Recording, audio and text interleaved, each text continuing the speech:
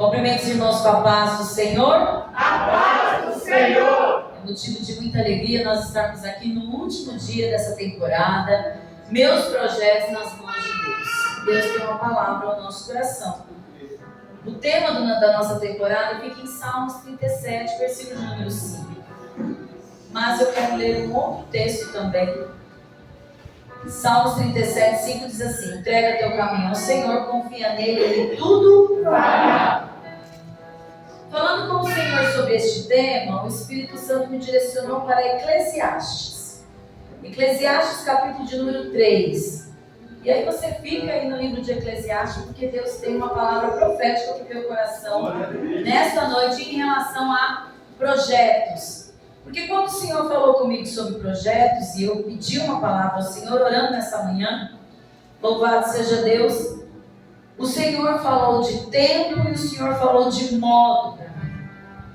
E Eclesiastes 3 nos diz assim: tudo tem o seu tempo determinado e há tempo para todo propósito debaixo do céu. E aí o Senhor me deu uma pergunta para que eu pudesse estar ali falando com o Senhor. Ele disse assim: qual é a ordem cronológica de um projeto? Por onde nós devemos começar quando falamos de projeto? Como devemos proceder e entregar um projeto nas mãos do Senhor para que se torne realmente? Porque muitos dos pedidos são sonhos nossos, vamos ser sinceros. Muitos são sonhos. Hoje na reunião na creche, a dona falou algo que é verdade. Aquele que não sonha mais já está morto. Quem não tem sonho, quem não tem perspectiva de vida, de uma certa forma está morto no tempo. Então nós temos sonhos, nós temos projetos e queremos que aquilo que está no nosso coração, que Deus colocou na nossa vida, possa se concretizar. Mas o Senhor falou para mim assim, que há uma ordem cronológica. Foi muito assim, revelador mesmo, né? As palavras proféticas que o Senhor tem nos dado. E Ele falou a ordem cronológica, o primeiro projeto da sua vida que precisa ser colocado nas mãos de Deus. Porque assim, nada pode acontecer se esse primeiro projeto não acontecer. Por quê? Antes de eu te falar qual é o projeto, Deus me levou em Gênesis, capítulo de número 1, verso de número 2, que nos diz assim: façamos o homem à nossa imagem e semelhança. Domine sobre a terra, sobre os animais, sobre tudo. E quando o Senhor me deu esse versículo, Ele me frisou muito a palavra domínio, dominar. Ele disse que o homem ia dominar sobre a terra. E o que é dominar? É conhecer, é saber empregar com autoridade alguma coisa. E quando o Senhor falou que é uma ordem cronológica para que os nossos propósitos possam ser, vamos dizer, averiguados pelo Senhor, o primeiro propósito, o primeiro projeto de Deus é a família. Por que é a família? Porque nós sabemos que é o projeto instituído por Deus, a família. Família é projeto de Deus. Então a gente não tem dúvida que esse projeto não tem falha. Não existe dizer assim, humanamente falando, não, a família não tem que existir. Família é uma instituição constituída por Deus. Então tudo que nós vamos fazer, porque nós estamos diante de projetos, amados, e às vezes nós nos frustramos, ficamos tristes com coisas que não acontecem. Não é que elas não acontecem, é que projeto tem ordem cronológica para acontecer. Deus é organizado em tudo, amados. Ele disse: quando eu criei você, a minha imagem e semelhança, eu disse que você tinha que dominar sobre a terra.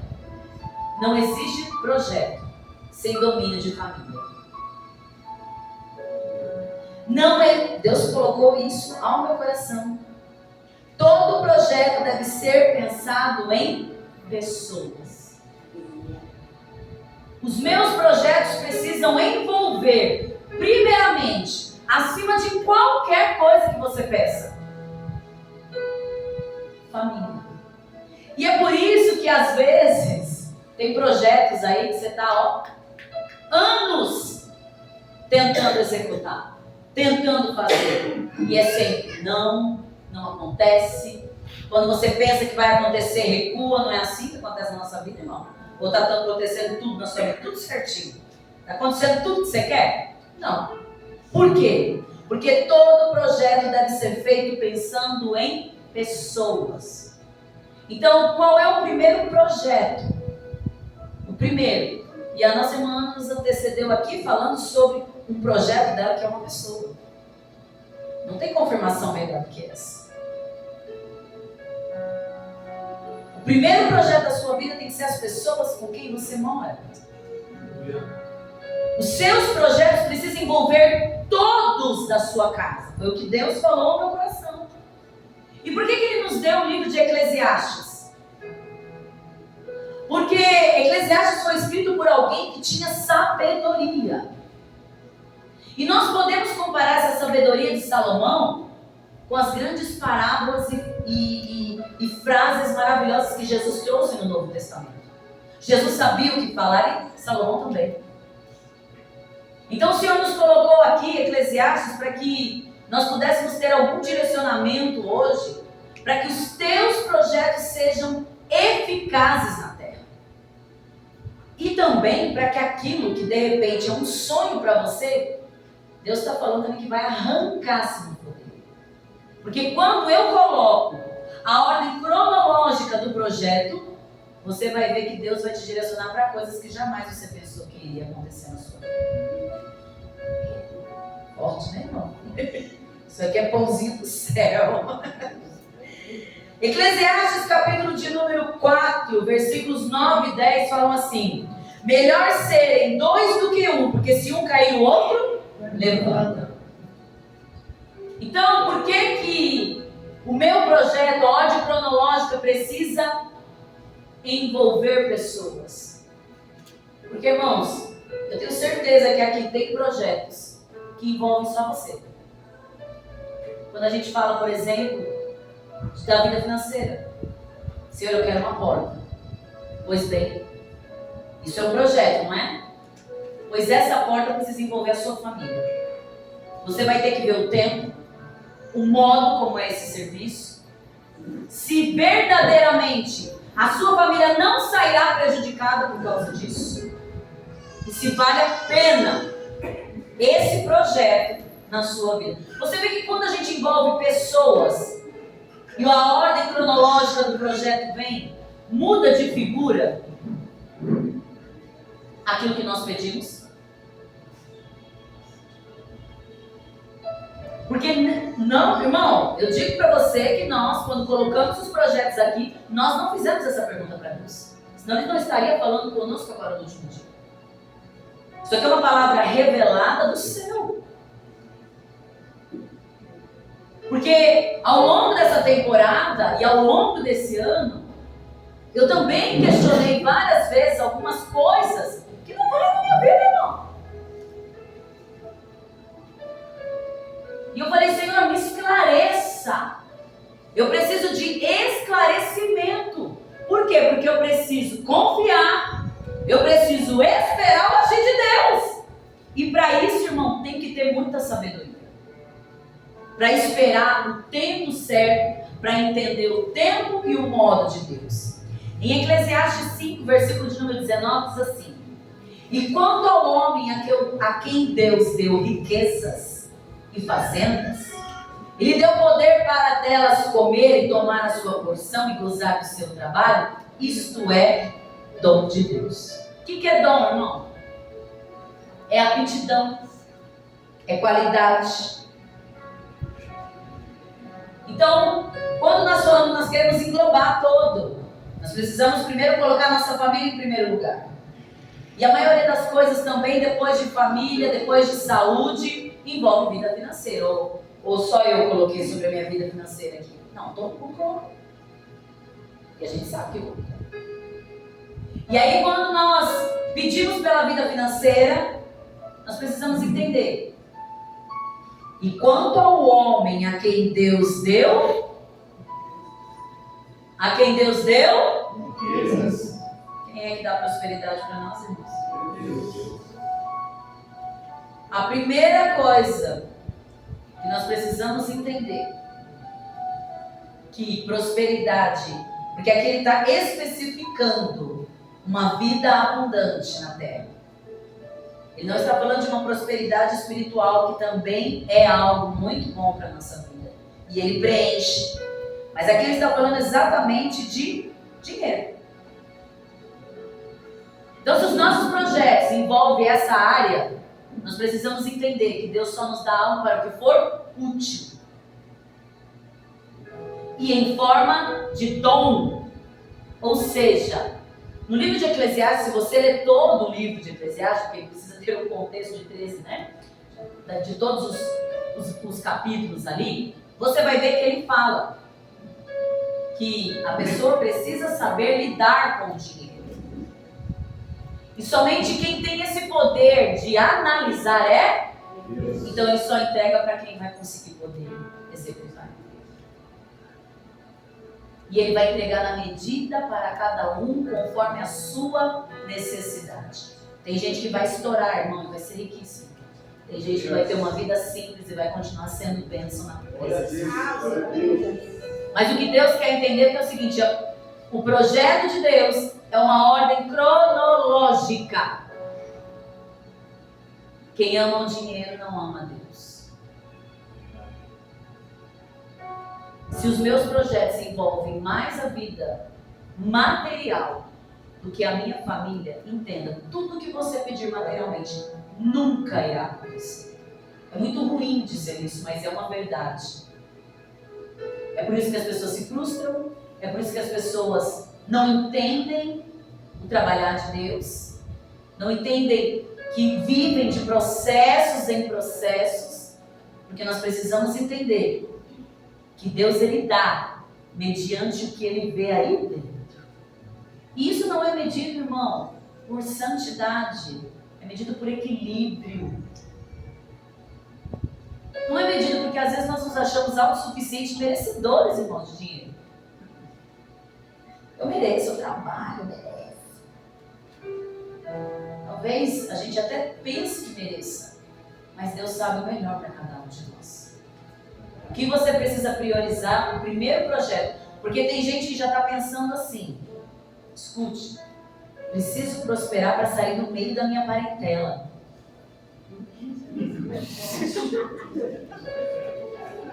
E Deus está falando: não pensa na família não, senão eu deixo claro com você até bom. Eu não faço, porque você está pensando antes numa ordem que não é minha.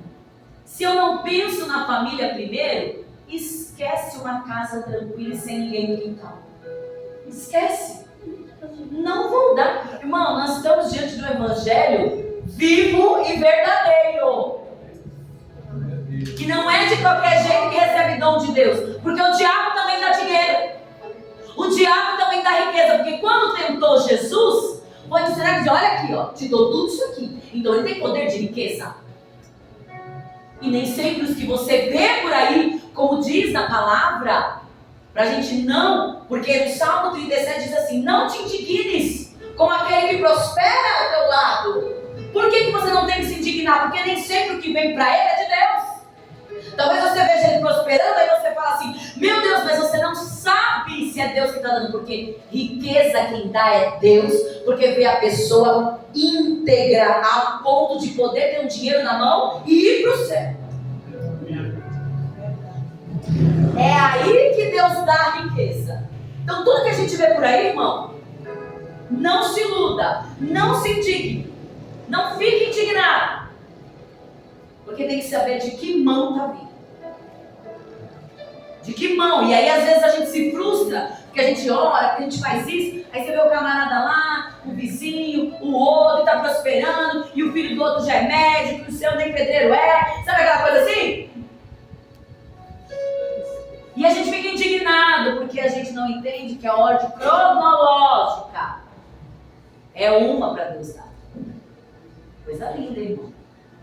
Tem muito que Deus está buscando. Eclesiastes 7, por quê que às vezes nós sofremos e não recebemos de imediato? Eclesiastes 7 fala sobre as vantagens do sofrimento, da paciência e da moderação. O homem mais sábio da terra disse que há vantagem no sofrimento. Porque quando eu tenho vantagem no sofrimento, a paciência e a moderação se apossam de mim. Eu não fico tão indignado com as coisas que acontecem lá no mundo. E por que ele fala isso? No capítulo de número 7, no versículo 5, ele fala que melhor é a repreensão do que a canção do tolo. Aí você fala assim, eu só tomo borrachada. Aí o Senhor está falando para você hoje, dentro do teu projeto, é melhor você tomar repreensão do que a canção de um tolo. Olha que coisa. Aí você está se achando nem a última bolacha do pacote. Você está se achando no pacote amassado dentro do lixo. Ei, às vezes é melhor Deus pegando você aqui no cabresto mesmo, não deixando você nem se desviar, porque nem para desviar tu presta. Porque você está numa segunda-feira na igreja. Então nem para isso tu presta. Você presta para muitas outras coisas, coisas boas de Deus. Mas não porque o diabo quer. Você está entendendo? Então a gente é repreendido toda hora, ou não, ou é só eu? Fala qualquer coisa que você foge da curva, o Espírito Santo já dá uma lavada. Aí você volta, o tic-tac volta para o lugar, você fala, oh meu Deus, Senhor, tem que estar crente. Tem que estar crente, Pai. Tem que estar crente nessa situação, Senhor. Aleluia. Então, meu querido, ele está falando que a vantagem do sofrimento é essa. Melhor é o fim do que o princípio das coisas. Por quê? Porque tem gente que não consegue nem chegar até o fim, você vai. Melhor é o fim das coisas do que o princípio delas. Salomão disse, projeto, irmão, projeto de Deus. No versículo 14 ele diz, olha o que ele diz, no versículo 14 do capítulo 7. No dia da prosperidade, goze bem.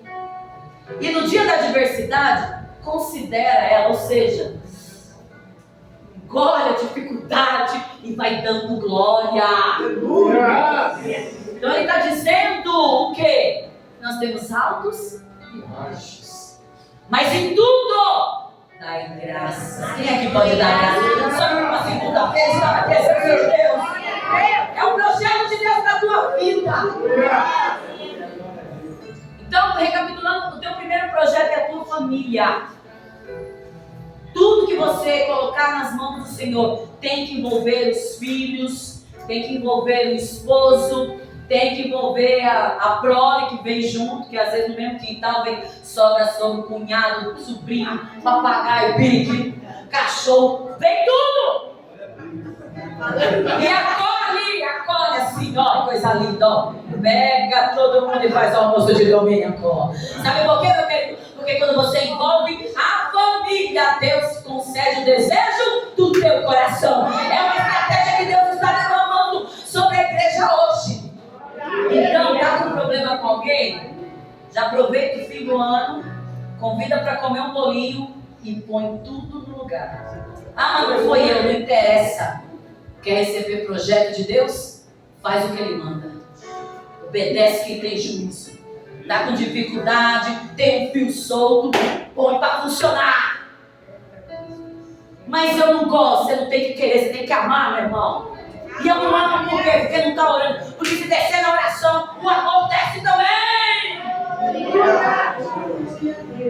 É só querer, meu querido. O projeto de Deus vai além de simples pedidos. O projeto de Deus traz segurança para nós. Eu te provo na Bíblia. Aonde? No livro de Eclesiastes, capítulo de número 8, versículo de número 5. Olha, eu quero que todos abram esse versículo. Eclesiastes 8, versículo de número 5. Eu vou te dizer, você vai começar a aprender a discernir tempo e modo. Biblicamente, você vai tacar na cara de Satanás. E eu quero ver você não começar a ter revelação profunda. Escute aí, ó. Quem guarda o mandamento não experimentará nenhum mal. E o coração do sábio discernirá o tempo. Meu querido, acorda para a vida. Quem guarda o mandamento, quem guarda a palavra, não experimenta o mal. O que é não experimentar o mal? Deus te livra de muita coisa que você nem imagina. E ainda que passe por alguma dificuldade, o mal não te toca. O mal não te toca. O mal não te toca. Por quê? Porque ele vai dar estratégia para o sábio discernir o tempo que você está vivendo e o modo como você está vivendo, meu irmão. Se ele deu isso para Salomão, ele também dá para nós. É tempo de discernir o que Deus está querendo para você. Escute, levante a tua mão, porque isso aqui é profético. Você vai começar a ter revelação profunda. Mas é profundo, irmão. Se for em sonho, vai começar a sonhar. Esvazia o bucho que Deus traz revelação. Comece a esvaziar tudo dentro de você, porque a revelação vai descer. A revelação, o discernimento de tempo e modo desce sobre a tua vida e diga amém. Amém. Vai contar isso aqui. Antes de acontecer, Deus vai te mostrar. Antes do laço se armar, Deus mostra. Deus mostra o que é errado e o que não é. Desde que eu esteja dentro da guarda o mandamento. Não se corrompe, porque Deus vai revelar tudo. E aí você continua no versículo de número 6 de Eclesiastes 8, e ele fala: porque para todo propósito há tempo, tempo e modo. Tempo de Deus, modo dos planos de Deus. Aleluia. E aí o que nos sobra? Esperar e confiar. Mas como que eu faço isso? Como, Senhor? Vamos para Eclesiastes 9. Eu vou tentar rapidinho, irmão. Eclesiastes 9. Mas só vem coisa ruim para mim. As coisas só acontecem comigo. Não acontece só com você não. Para de ser a última bolacha do pacote da tristeza. Eclesiastes 9:2 diz assim: tudo sucede igual a...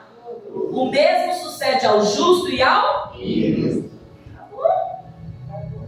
que acontece aí de perrengue na tua vida? O justo também acontece. Acontece alguma dificuldade maior, dor, doença. O que acontece para um, acontece para o outro. Nisso Deus é igualitário. Só que no mesmo capítulo de número 9, ele fala assim, ó. Aí ele vai falando, ele vai relatando lá, ó, acontece isso, se acontece com um, acontece com o outro, e não sei o quê. Só que quando chega no versículo de número 8, ele diz assim: em todo tempo sejam alvos os teus vestidos, e nunca falte óleo sobre a tua. Pode acontecer com o ímpio, pode acontecer com você, mas escute uma coisa: não pode faltar óleo sobre a tua cabeça, não pode faltar esperança, não pode faltar fé. Acontece sim, e Deus não mente, e dá na palavra dele. Vem doença, vem dificuldade, vem porta fechada, vem rejeição, vem calúnia, vem difamação, vem tudo, vem tristeza, mas não tem que faltar óleo. Ele dá esse respaldo para nós, que não falte o óleo, e em todo tempo não se suje. Não suje as suas vestes. Não se suje por um pedaço de carne. Não se suje por 5 minutos de prazer. Não se suje numa internet. Não suje os teus ouvidos para ouvir qualquer besteira. Não suje os teus olhos. Não suje as tuas mãos. Porque ainda que aconteça algo ruim com você, se não faltar óleo, não falta fé. Pode vir um arrebento que for, você continua de pé. Mas o problema é que no momento da angústia a gente olha e é tudo errado, e a gente se esquece e começa a se sujar com a murmuração. E aí é onde a gente não consegue. E ele ainda diz mais: está passando por luta, está passando por dor, está no vale da sombra da morte. Vai para Eclesiastes 9, versículo de número 10. Tudo quanto vier a mão para fazer, faz conforme as tuas, porque na sepultura para onde tu vais, não há obra, nem indústria, nem ciência e nem sabedoria alguma. Ele ainda fala, tá doendo, continua trabalhando, tá doendo, continua com todas as tuas forças, continua se levantando, continua adorando, continua jejuando, continua orando, continua fazendo um propósito, porque se você coloca a tua vida no altar, mais altos são as tuas vestes, o óleo não falta na tua cabeça e você vai comer o melhor dessa terra. Mas aquilo que vier na tua mão, joga fora. Seja o que Deus colocar na tua mão, na tua vida, para fazer, para cuidar. Não jogue fora. Faça. Mas pastor, ainda assim é difícil esperar. Meu Deus, a gente ainda reluta, irmão. Ô coração de Israel. A gente ainda reluta, fala assim, mas é muito! É muito, Senhor. Bora para Eclesiastes 10. O que fala Eclesiastes 10 no contexto geral? Fala que a loucura é a causa da desgraça. No momento de esperar que os projetos de Deus se concretizem na nossa vida, olha para alguém que está do seu lado e fala, para de fazer de louca. Isso traz desgraça. Põe o tic-tac para funcionar. Para de fazer de louca. E de louco também. Você tem uns homens que é doido também com a cabeça. É uma de louco aí. Eu gostei da versão NVI, do versículo 4 de Eclesiastes 10. Bom que você fica, né? Olha no crachá, olha na... Isso mesmo. Assim que a gente gosta de crente. Isso, servo obediente. Olha no rosto da pregadora, olha na Bíblia. Olha no rosto da pregadora, olha na Bíblia. Então dá glória a Deus aí. Vai.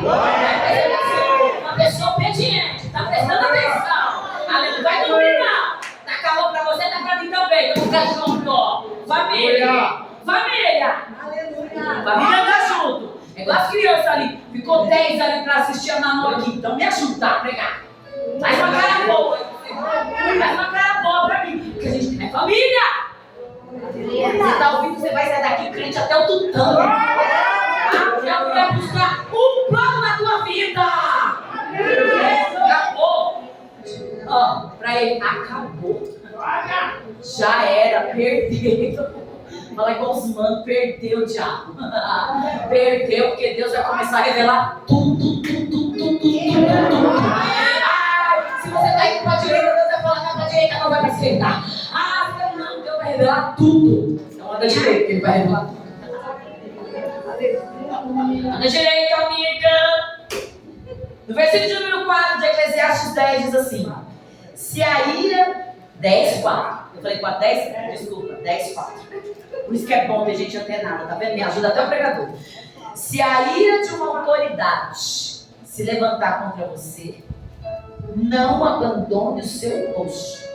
A tranquilidade evita grandes erros. Na maioria da Almeida está assim: levantando-se contra ti o espírito do governador, ou seja, a ira de uma autoridade, ou alguém próximo de você, ou alguém dentro da sua casa. Os outros pensam que a autoridade é só no emprego, é só pastor. Não, irmão. Você tem pai e mãe ainda. Você ainda também é uma autoridade. E existem pessoas que Deus vai se levantar como governador para meter o dedão na tua cara.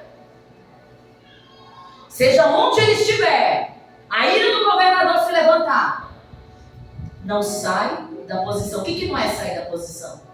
É manter o autocontrole. Mas estão falando. Mas eu tenho que me justificar, irmão. Tu não vai rodar baiano. Irmãzinha, não vai descer do salto. Você vai, ó.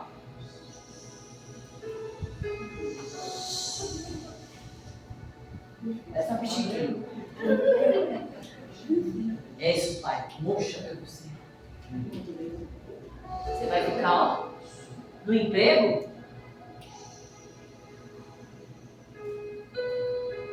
Se levantarem, em casa o fogo tá gritando, tá fazendo, você vai ser aquele que vai. Você é o termômetro da tua casa, você é quem domina. Não é o diabo que domina a tua casa. Não é ele que vai falar mais alto lá dentro. Não importa, irmão, com quem você convive. Deus fala, na hora da ira do governador, fique quieto. É um dos momentos que o projeto fica certo. Porque a gente se ira lá, mas quer que os projetos de fora aconteçam. Aí Deus fala, fica quieto lá que os projetos de fora acontecem. Abaixa a bola lá, aprenda a obedecer.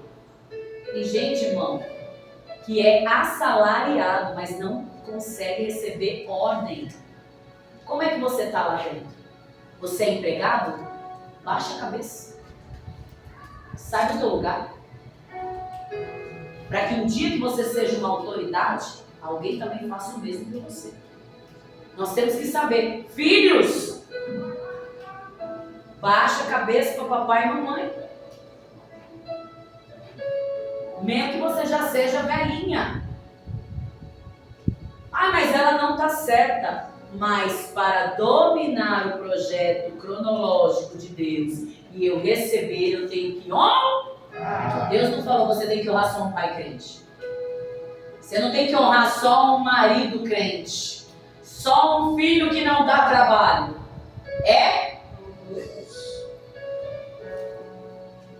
Então tem projeto de jovem que não sai do papel. Por quê? Porque tá doido. Tipo assim, olha o projeto que o jovem coloca. Ai, preciso casar. Ai, eu preciso sair da casa da minha mãe. Não vai casar.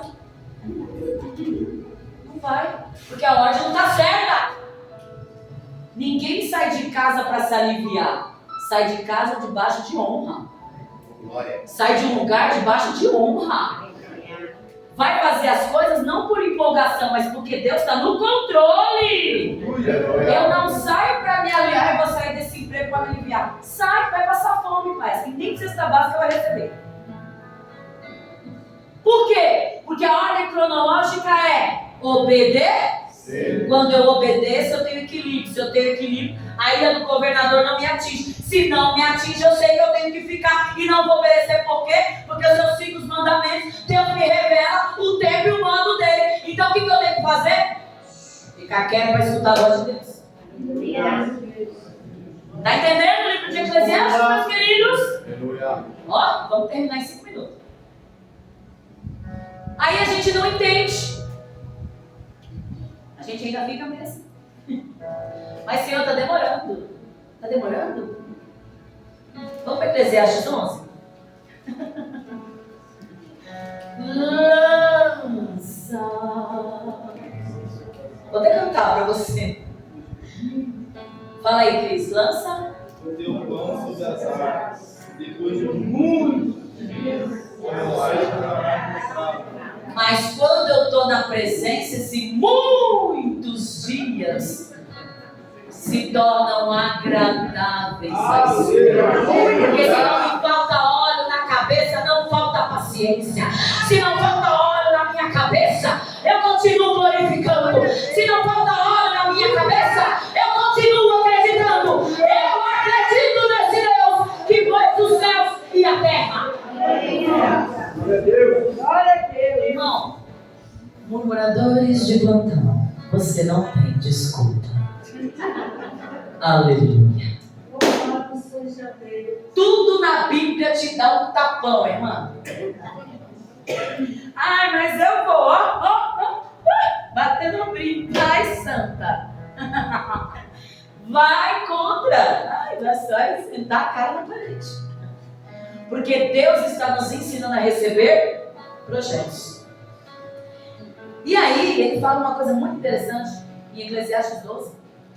Projeto, irmão. Deus vai te dar ano para vários capítulos e versículos da sua Bíblia Sagrada. Lembra-te do teu Criador no dia da tua? Não, aqui mocidade não é só os novinhos, não. É enquanto você tem força. Por que ele fala isso? Porque para esperar algumas coisas, para receber algumas coisas, mocidade aqui significa saúde. Se eu não cuido da minha família, se eu não cuido de mim, se eu não cuido da minha vida, dificilmente lá na frente eu vou ter força. É por isso que enquanto você pode, enquanto dá, enquanto as pernas estão boas, porque Eclesiastes 12, se você ler ele lá todo, mordedura, quando ele fala de mordedura, a gente pode comparar os dentes, quando ele fala de fraqueza, você pode comparar os ossos. Dá a impressão, não sei você, mas eu quando leio Eclesiastes 12 é como se ele estivesse falando de um corpo humano cansado.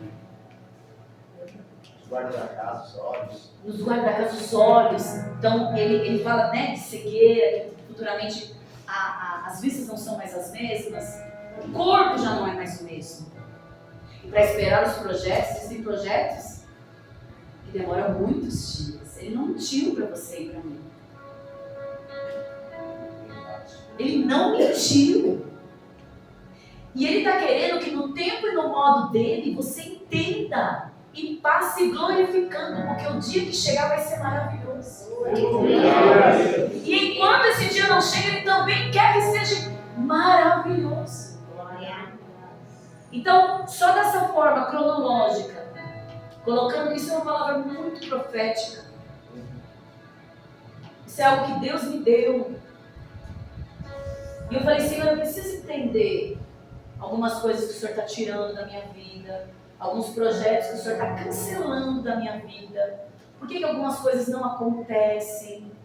E aí Ele vai te revelando, irmão. E Ele vai revelando quem você é, no que você precisa melhorar. Amados, de tudo isso que eu falei, versículo de número 13 de Eclesiastes 12, que é o último versículo, que um grande homem, com uma sabedoria infinita, que na terra, como diz a Bíblia, não haveria outro, de tudo que se tem ouvido, o fim é temer a Deus, guardar seus mandamentos, porque este é o dever de todo mundo. Quando nós lemos o livro de Eclesiastes, ele tem várias respostas para a nossa vida. Respostas humanas, respostas concretas. E no versículo de número 14, ele ressalta muito bem, que é o último, se eu não me engano, é o último versículo de Eclesiastes. Que ele diz assim, é que eu fui anotando aqui, tá? Meu Deus, foi tão bom que me deu até tempo para fazer isso. Poxa, porque Deus há de trazer a juízo toda obra, até tudo que está encoberto, seja bom e quer seja mal. Você está ouvindo isso de alguém que recebeu muita sabedoria. Mas nesses versículos vertentes aqui, onde se eu guardar os mandamentos, como foi dito em Eclesiastes 8, às vezes nós queremos revelação do céu e a gente espera, né? Que venha alguém, um pregador, né? Que a gente não conhece. Assim te diz Deus, mas assim. É legal, claro que é. É bacana, é forte. Tem hora que, né? Você precisa daquilo. Mas nada melhor do que Deus falar com você tete a tete. Quando Deus me deu tudo isso aqui hoje, Deus proporcionou esse tempo para mim. Porque eu estou saindo de casa todos os dias e falei, Senhor, eu não quero sair daqui sem o Senhor. Eu pus isso na minha meta. Eu falei, Senhor, eu não quero sair da minha casa sem Ti. Tem dia que a gente sai sem Ele, sem orar. Eu falei, eu não quero fazer isso, eu não quero. Eu não aceito isso para mim. Eu preciso que o Senhor vá comigo. Eu preciso de tempo, porque até sábado, como ele tinha falado que eu tinha que pregar, eu estava com identidade na cabeça. Eu falei, Senhor, o que eu vou falar segunda-feira? Queria, né, focar, às vezes a gente fica 2, 3 dias e o Senhor me deu tudo isso aqui, uma questão de 2 horas. O que eu quero te dizer? Deus está querendo falar com você. Glórias. Ele quer que você fique na intimidade com Ele, para Ele te explicar muita coisa que está deixando você triste, que está deixando você abatido. Quantas coisas nós não perdemos esse ano por não termos o discernimento do tempo e do modo de Deus. Quantas coisas nós precisávamos ouvir de Deus e não ouvimos. Passamos batido. Por quê? Porque a gente acha que eu tenho que fazer propósito, eu tenho que ter um projeto. O primeiro projeto é a tua casa. Cuida da tua casa. E o cuidar da casa, irmão, independente se a pessoa é crente ou não, cuida com amor. As pessoas rotulam muito. E a gente acaba ficando frio, mecânico para as coisas. Porque a gente vai passando os anos e a gente não vai se, colocando um óleo aqui, para não enferrujar, para não ficar muito mecânico. E aí a gente acaba distorcendo as coisas. E é só mais um que está dentro da minha casa. Você que é jovem, nunca queira sair da sua casa, que você quer se livrar de alguém. Isso não é projeto de Deus. É por isso que lá na frente, as pessoas ouvem assim, se eu tivesse escutado o pastor, se eu tivesse escutado minha mãe, se eu tivesse feito diferente. Deus nunca deixou de falar. Somos nós que não entendemos a ordem cronológica dos planos dele na nossa vida. Aí quando eu não entendo, tudo está mais difícil, nada acontece comigo. Ao invés de eu me encher do óleo de Deus, eu me encho de tristeza, eu me encho de ansiedade, eu me encho de depressão, eu me encho de um monte de coisa.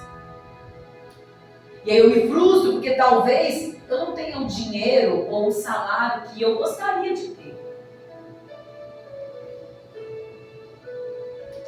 Você não é medido pelo que você tem, você é medido pelo que você é.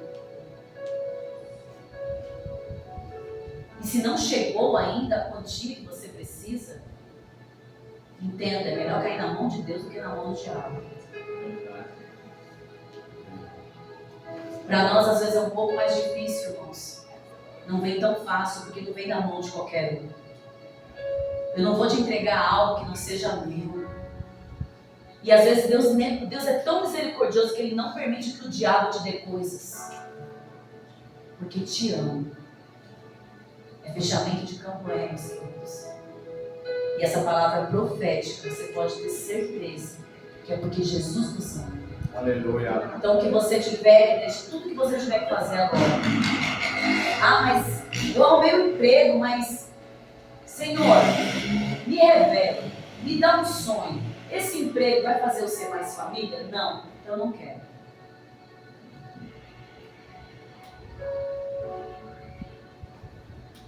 Se eu tiver que fazer isso aqui, ao invés de fazer isso aqui, o que é, Senhor?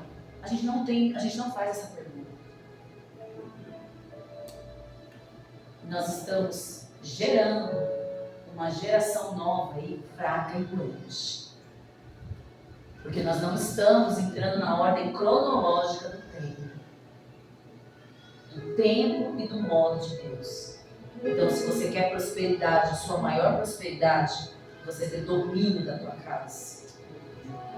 E o domínio não é mandar em pessoas. É que o óleo transborde tanto em você que as pessoas vão te respeitar por aquele que está dentro de você, não por causa de você.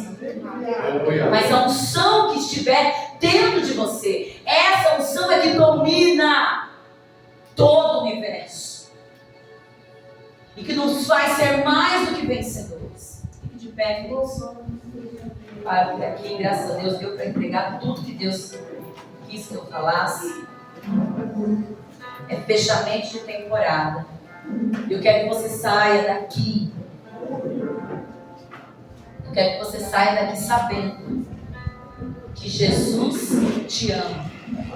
E Ele tem um plano perfeito para a sua vida. Aleluia. Se você adentrou para essas portas, precisando de uma resposta de Deus, a resposta é: venha para os pés do Senhor. Porque nessa noite Ele está te convidando a você estar novamente nos pés dEle, aceitando a Cristo, para que Ele venha reinar na sua vida. Se tiver alguém que nessa noite precisa fazer essa oração, precisa confessar o Senhor novamente. Talvez até hoje você andou com as suas pernas, com os seus projetos, e você adentrou por essas portas sabendo que você veio ouvir uma resposta, e o que o Senhor quer é tomar conta de você de novo. Tem alguém que gostaria de entregar a sua vida nas mãos do Senhor? A gente nunca deixa de fazer o apelo, irmãos, porque cada um sabe a necessidade que existe. Tem alguém que precisa nessa noite entender o plano de Deus para a sua vida? Plano de salvação. Porque, irmãos, vocês viram lá o menino, né? vai ser tão lindo e foi 30 anos. Muita gente jovem sendo recolhida. E nós precisamos entender que o tempo e o modo de Deus não é o nosso tempo. Tem alguém? Se não tem, que Deus te conceda uma nova oportunidade, você que está nos assistindo também. Que os planos de Deus sejam uma ordem cronológica da parte dele para a tua vida. Amém? Louvado seja Deus.